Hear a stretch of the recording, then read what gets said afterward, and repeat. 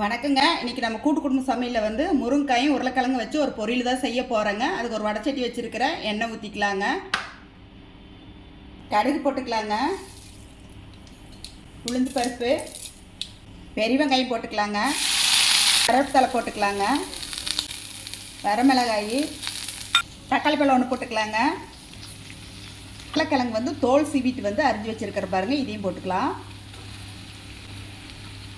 முருங்கைக்காய் போட்டுக்கலாங்க.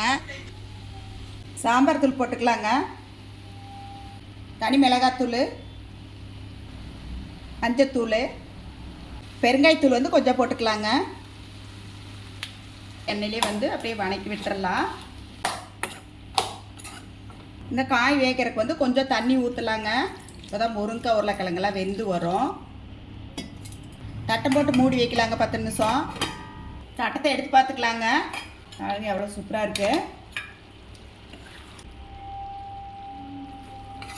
காயெல்லாம் வந்து நல்லா வெந்துருச்சுங்க. பாருங்க நல்லா வெந்து போச்சு பாருங்க. உருளைக்கிழங்கு வந்து நல்லா வெந்துருச்சுங்க. துருவன தேங்காய் போட்டுக்கலாங்க.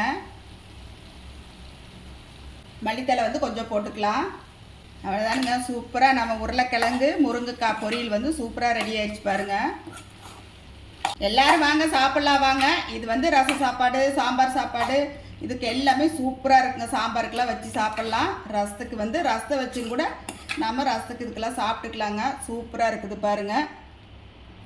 நீங்களும் உங்கள் வீட்டில் இந்த மாதிரி செஞ்சு சாப்பிட்டு பார்த்துட்டு எப்படின்னு சொல்லுங்கள். எங்கள் வீடியோ பிடிச்சிருந்தா லைக் பண்ணி ஷேர் பண்ணுங்கள்.